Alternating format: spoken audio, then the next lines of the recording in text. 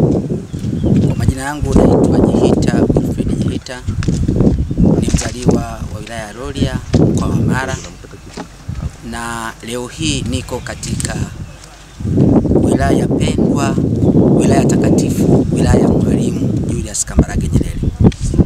Na kama tunavyojua leo tarehe 14 mwezi wa 10 ni siku ya kumbukizi ya Mwalimu Julius Kambarage Nyerere. Nami kama mzalendo katika ardhi ya Mwalimu Nyerere.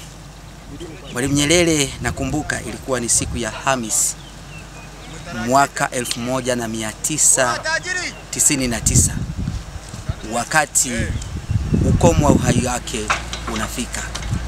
Nilikuwa nikitembea ndani ya ardhi ya Rorya, nikiwa sokoni, taarifa hizi tunaanza kuzisikia kwenye redio. Tukumbuka haikuwa rahisi TV kuonekana vijijini kwa kipindi hicho, ila tulikuwa tunasikiliza redio. Kweli nilipokea taarifa ile kwa simanzi kubwa, kwa sababu tulimwamini Mwalimu kwa uzalendo wake, kwa yale aliyoyafanya katika nchi hii ya Tanzania. Ikiwa yeye ndiye aliyetupa uhuru kwa kupambana, kwa kutumia ufahamu uadilifu wake na namna alivyolelewa, akaiunganisha Zanzibar na Tanganyika. Leo tuna nchi inaitwa Tanzania. Kwa hiyo inapofika tarehe 14 Oktoba kila mwaka, katika kumbukizi tunakumbuka mengi aliyoyafanya. Hasa mimi ambayo yananigusa zaidi, moja ni uzalendo wake katika nchi yake. Mwalimu alikuwa mzalendo, lakini pili kwa namna ambavyo aliweza kupambania uhuru wa Tanganyika na hatimaye tukapata uhuru wa Zanzibar na kuunganisha hizi nchi mbili, Zanzibar na Tanganyika, tukapata nchi inaitwa Tanzania. Hiyo ni kazi kubwa sana ambayo haitafutika katika fikra za Watanzania. Lakini huyu ni mkombozi wa bara la Afrika, au tukizungumzia Afrika Mashariki, amekuwa mzalendo namba moja wa kuzisaidia nchi jirani kupata uhuru. Kwa hiyo hata Afrika na bara Afrika kwa ujumla haliwezi kusahau uzalendo wa Mwalimu. Na hii inatusaidia kujua kwamba tumeona nchi ya Tanzania, tunaweza kusema ni nchi pekee ambayo imebaki pia kuwa mfano duniani wa kuigwa kwenye masuala ya kidemokrasia. Mwalimu hakutaka kung'ang'ania madarakani. Pamoja na mapambano yote, angeweza kusema abaki madarakani, ang'ang'anie madarakani kama mtu au kama kiongozi aliyeipambania nchi yake, akae kwa muda mrefu. Lakini muda ulipofika, Mwalimu kwa sababu ni mzalendo akasema hapana, inatosha, ngoja tuachie na wengine. Hii inanikumbusha, hii ni filosofi yangu mimi binafsi ambayo siku zote inatembea kwenye akili zangu na kichwa changu, kwamba binadamu yeyote kuanzia 0 mpaka 20, miaka 20, hii ni miaka ya kukua, hii ni miaka ya kujifunza, hii ni miaka ya kufundishwa, ujue tamaduni zako, ujue elimu dunia, ujue miiko ya nchi yako, ujue desturi za nchi yako. Lakini kuanzia miaka 20 hadi 40, hii ni miaka ambayo kijana wa Kitanzania au wa kike wa kiume na duniani kwa ujumla, ni miaka ya yeye kujitengeneza kiuchumi, kujijenga kiuchumi, kuwa imara kiuchumi. Lakini miaka 40 hadi miaka 60, hii ni miaka ya heshima. Unatakiwa uwe kiongozi, uheshimike. Na ndio miaka tunamwona Mwalimu anaipata heshima kwa rais wa Jamhuri ya Muungano wa Tanzania. Anaipata heshima ndani ya miaka 40 hadi 60, Mwalimu anacheza hapo. Lakini miaka 60 hadi miaka 80, hii ni miaka ya kulea. Na Mwalimu alipofika huko akafanya maamuzi ya kusema, mimi sasa ninapumzika, ninahitajika kulea, nahitajika kuwafundisha na kuwatengeneza viongozi wengine. Akaanza kuwatengeneza wakina Mwinyi, akaanza kuwatengeneza wakina Mkapa, akaanza kuwatengeneza wakina Jakaya Mrisho Kikwete na viongozi wengine ambao hata mauti anamkuta aliweza kuwaacha. Lakini miaka 80 na kuendelea, hii ni miaka ya kulelewa, ambayo sasa hawa viongozi uliowatengeneza umeshawalea, wanakuja kukulea, wanakuja kukuona, wanakuja kukusalimia, wanakuja kupokea baraka. Wewe ni mzee, ndio hii miaka tunayoiona sasa, wakina mzee wetu Butiku, tunaona wakina mzee wetu Jaji Warioba, wale tunaenda kwao sasa, tunaenda kupokea busara, maarifa, sio kung'ang'ana tena kwenye nafasi. Kwa hiyo kwa ujumla Mwalimu mimi nitaendelea kumwenzi, kwa kweli sitamsahau na nitaendelea kurithisha. Lakini leo nini nimefanya katika ardhi ya Butiama?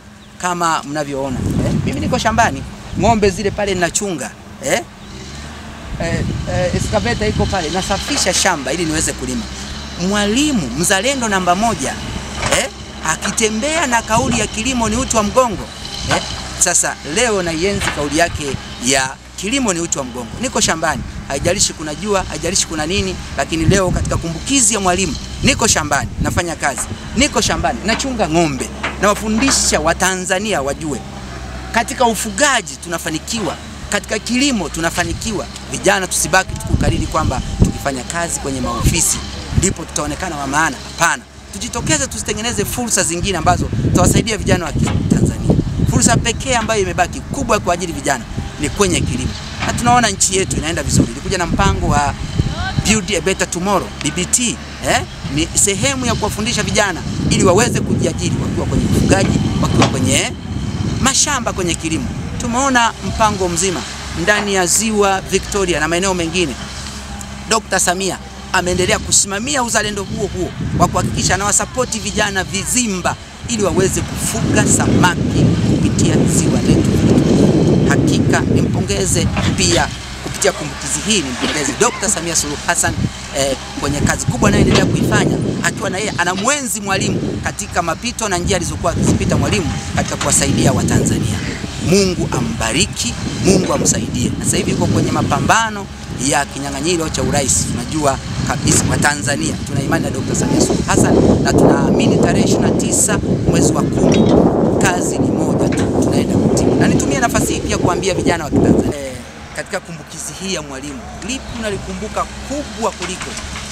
Mimi naweza kukuambia kubwa kuliko yote ni amani tulio. Tuangalie wenzetu Kongo, tuangalie na nchi zingine hali zilizopo, lakini tuiangalie Tanzania, amani iliyonayo. Amani ni kitu kikubwa sana.